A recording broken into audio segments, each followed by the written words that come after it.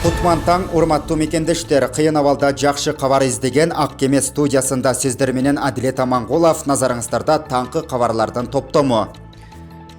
Түндүк Корея бир жолу колдонуучу коронавирус инфекциясына карата вакцина иштеп чыкты. Клиникалык сыноолорду баштады. Бул тууралуу дүйнөлүк басылмалар жазып чыгышууда. Аталган вакцина дененин иммундук реакциясын жаратууга багытталган. Аны бейтапта колдонгондо организм кабыл алып, иммунитеттин күчтөнүүсүнө канчалык жардам бере алат. Бул багытта окумуштуулар алгачкы сыноолорун баштады. Аталган вакцинанын бул түрү үзгүлтүксүз эмдөөнү талап кылат. Анткени алардын иммуногенде төмөн, башкача айтканда, алар бир жолу колдонулат. Препараттын клиникалык сыноолору июль айынын башында башталган. Ошондой эле вакцинаны эң алгач жаныбарларга сыноо учурунда өзүнүн эффективдүүлүгүн жана коопсуздугун көрсөткөн. Буга чейин Орусияда коронавируска каршы вакцина июнь айында иштелип чыккандыгы дагы кабарланган. Күзгү парламенттик шайлоолор Конституцияда аныкталган мөөнөттө өткөрүлөт. Бул тууралуу президент Сооронбай Жээнбеков коомдук телерадио бир корпорациясынын биринчи радиого берген маегинде айтты. Күзгү парламенттик шайлоолор Конституцияда аныкталган мөөнөттө өткөрүлөт. Мен бул тууралуу тийиштүү жарлыкка кол койдум. Борбордук шайлоо комиссиясы мыйзам алкагында ишин баштады, деди Жээнбеков. Мамлекет башчысы шайлоо өтпөшү керек деп бүгүн куру популизм менен алек болуп жаткан партиялар баш болуп каттоодон өткөнүн белгиледи. Буга байланыштуу Сооронбай Жээнбеков Ата мекен жана Республика партиясынын квотасы менен дайындалган борбордук комиссиянын мүчөлөрүнө жана ушул партиялардан шайланып иштеп жаткан депутаттарга, ушул эле партиялардан кайра депутат болуп келем деген саясий партиялар алардын күйөрмандарына дагы кайрылды. Саясатчы Өмүрбек Текебаев пневмония илдетинен дарыланып жатканын, абалы турукташып баратканы айтылды. Бул тууралуу юрист Искен Афеджанов социалдык тармактагы баракчасына жазып, саясатчынын сүрөтү менен бөлүштү. Ата мекен социалисттик партиясынын лидери Өмүрбек Текебаев айыгып бара жатат. Эки тараптуу пневмония илдети басаңдаганы менен сатурациясы, кандагы кычкылтектин өлчөмү дагы деле нормадан төмөн бойдон калууда. Анын аялы ооруканадан чыгарылып, үйүндө Өмүрбек Чиркешович барына салам жолдоп, чын жүрөктөн ден соолук каалайт деп жазган Искен Афеджанов. Буга чейин жарандык активист Адил Турдукулов Өмүрбек Текебаевдин дарыланып жаткан сүрөтүн Твиттердеги баракчасына жарыялап, абалы анча жакшы эмес окшойт, сакайып кетсин деген билдирүү калтырган. Саясатчынын жубайы Айгүл Текебаева коронавирус инфекциясын жуктуруп алып, ооруканага жаткырылганы, абалы канааттандырарлык экени 8 июлда маалым болгон. Премьер-министр Кубатбек Боронов Минск шаарына иш сапарынын жүрүшүндө Беларусь өлкөсүнүн президенти Александр Лукашенко менен жолугушту. Бул тууралуу өкмөттөн билдиришти. Ага ылайык Беларусь өлкөсүнүн президенти эки мамлекеттин ортосундагы өз ара пайдалуу кызматташуунун ыраттуу өнүгүүсүн белгиледи. Өз кезегинде өкмөт башчы Кыргыз өлкөсү Беларусь өлкөсү менен достук жана өз ара кызматташтык мамилелерге өзгөчө маани берерин баса көрсөттү. Жолугушууда Кубатбек Боронов эки жактуу соода экономикалык кызматташууну күчөтүүнүн, товар жүгүртүүнү бир кыйла көбөйтүүгө, инвестициялык өз ара иштешүүнү өркүндөтүүгө, эки өлкөнүн кызыкчылыгындагы долбоорлорду ишке ашыруунун маанилүүлүгүнө айрыкча көңүл бурдурду. Бүгүнкү күнгө карата Бишкектеги күндүзгү жана түнкү стационарларга жалпы 47 миңден ашуун жаран медициналык жардам алуу үчүн кайрылган. Ал эми акыркы суткада күндүзгү стационарларга 5 миңдей бейтап кайрылган, дешти Бишкек шаардык мэриясынын маалымат кызматынан. Борбор кала боюнча 45.403 жаран стационарларга кайрылып, анын ичинен 23.722 бейтабына ийне жана тамчылатып ийне саюу кызматы көрсөтүлүп, 12.425 жаранга дарыгерлердин кеңеши берилген. Ал эми 246 бейтап ооруканага жаткырылган. Түнкү стационарлар ачылган күндөн тартып, тагыраагы 4 күндөн бери 1759 жаранды кабыл алып, анын 10 ооруканага жаткырылды.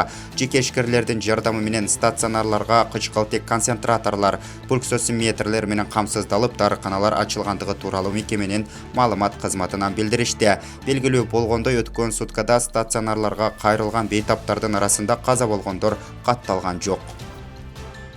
Бир күндө Ош аба майданы Россиядан келген 2 каттамды кабыл алды. Мекенине 300гө чукул жаран кайтты. Бул туурасында Тышкы иштер министрлигинин маалымат кызматынан кабарлашты. Биринчи учак С-7 авиакомпаниясынын каттамы Новосибирск шаарынан 175 кишини алып келди. Алардын көбү балдар экени айтылды. Ал эми экинчи аба кемеси Москвадан багыт алган. Аны менен 143 жаран жана 19 дарыгер кайтып келишти. Ушул учак менен Россиядагы кыргызстандыктар чогулткан 198 миң сомдук дары-дармек кошо келип түштү. Ошондой эле учуп келгендердин тизмеси берилген арыздарга карата түзүлгөндүгүн маалымдашты. Россиядан Кыргызстанга 2 учак менен дары-дармек жөнөтүлдү. Бул тууралуу Кыргыз Республикасынын Россия Федерациясындагы элчилигинин маалымат кызматынан кабарлашты. Учактар эртең менен Москва шаарынан учуп кетти. Биринчи каттамда 143 жүргүнчү бар, алар менен 19 дарыгер да келе жатат. Дипломатиялык өкүлчүлүктөн ал учак Ош шаарына конуу турганын айтты.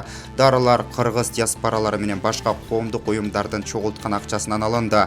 Элчилик аларды жөнөтүүгө көмөктөштү деп маалымат кызматынан билдиришти. Экинчи учак Бишкек шаарына келе жатат. Анда Россия Федерациясынын ички иштер министрлигинин кыргызстандык курсанттары бар. Элчиликтен аталган каттам эки мамлекеттин ички иштер министрлигинин макулдашуусу менен уюштурулгандыгын кошумчалашты.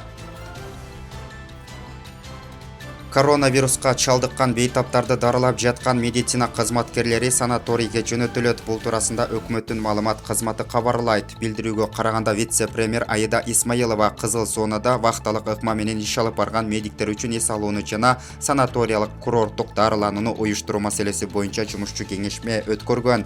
Анын жыйынтыгы менен медицина кызматкерлердин тизмесин жана алардын санаторияга баруу графигин түзүү, ошондой эле транспорт менен камсыздоо чечими кабыл алынган. Буга чейин президент Сооронбай Жээнбеков медиктерди реабилитациялоо үчүн Ысык көлгө жиберүү маселеси каралып жатканын айткан болчу. Кыргызстандагы ооруканаларга гепарин таратылат. Бул тууралуу Кыргыз Республикасынын Өзбекстандагы элчилигинен кабарлашты. Маалыматка ылайык дипломатиялык өкүлчүлүк кызматкерлери Өзбекстандын мамлекеттик органдары менен сүйлөшүүлөрдү жүргүзгөн. Жыйынтыгында COVID-19 дарылоодо зарыл болгон гепариндин 50 000 ампуласы алынып келинет. COVID-19 илдетине кабылган бейтаптарды дарылоодо дары-дармек тартыш болгондуктан Өзбекстан 10 000 баштык гепаринди алып келүү мүмкүнчүлүгү түзүлдү. Алар өлкөдөгү ооруканаларга таратылат деп жазылган маалыматта. Ал дары-дармек коңшу мамлекеттин Наманган шаарындагы заводдон чыгарылган. Борбордук шайлоо комиссиясы Боршайком парламенттик шайлоону өткөрүүгө жумшала турган сумманы өзгөрттү. Бул маселе комиссиянын 17-июлдагы жыйынында каралып, республикалык бюджеттен пландалган 732 миллион сомдун ордуна 446 миллион 900 миң сом жумшалат деген чечим кабыл алынды. Бюджетти өзгөртүүгө өлкөдөгү эпидемиологиялык абалдан улам оптималдаштыруу аракети себеп болгону айтылды. Шайлоочулардын жана шайлоо комиссияларында иштегендердин санитардык эпидемиологиялык коопсуздугун камсыз кылуу үчүн мындан тышкарыдагы 60 миллион сом керек болоору. Бул боюнча эл аралык уюмдар жана донор өлкөлөр менен сүйлөшүү жүрүп жатканы белгиленди. Ошондой эле 2462, анын ичинде 42 чет өлкөлөрдө шайлоо участогу ачылат. Аларда жалпысынан 31 483 адам иштейт деп белгилейт.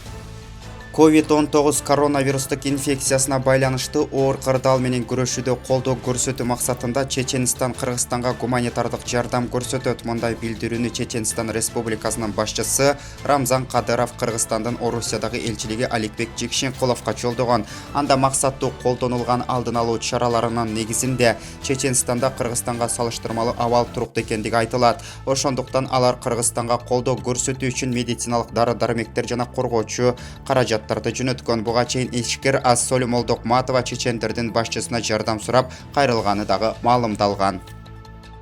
Кыргыз Республикасынын премьер-министри Кубатбек Боронов жана Россия Федерациясынын өкмөтүнүн төрагасы Михаил Мишустин эки тараптуу кызматташтыктын актуалдуу маселелерин талкуулашты. Бул тууралуу өкмөттүн басма сөз кызматы кабарлайт. Өкмөт башчылары түзүлгөн эпидемиологиялык кырдаалды чиңүүдө өлкөлөрдүн өз ара аракеттенүү маселелерин талкуулашты. Премьер-министр Кубатбек Боронов Россиялык тарапка ошондой эле өлкө үчүн оңой эмес мезгилде Кыргыз элине көрсөткөн туруктуу жардамы жана колдоосу үчүн ыраазычылыгын билдирди. Тараптар Кыргызстандык жака берилчү кезектеги гуманитардык жардам тууралуу сүйлөшүштү.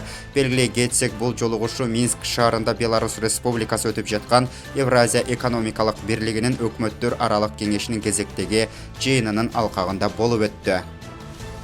Нарын облусуна өкмөт тарабынан бир реанимобилдик тез жардам унасы берилди. Бул тууралуу республикалык штабтан кабарлашты. Мындан тышкары облуска 30 дана концентратор жана 80 дана пульсосиметр аппараты берилген. Медициналык жабдуулар саламаттыкты сактоо тармагынын жетекчилигине өткөрүлүп берилип, комиссиянын бөлүштүрүүсү менен зарыл болгон ооруканаларга жиберилет деп айтылат маалыматта. Бизди колдоп, каналыбызга катталып коюңуз. Күнүңүздөр берекелүү болсун. Жакшылыктарды каалап, Ак Кеме студиясынын чыгарылыштарында көрүшкөнчө, ден соолукта аман болуңуздар.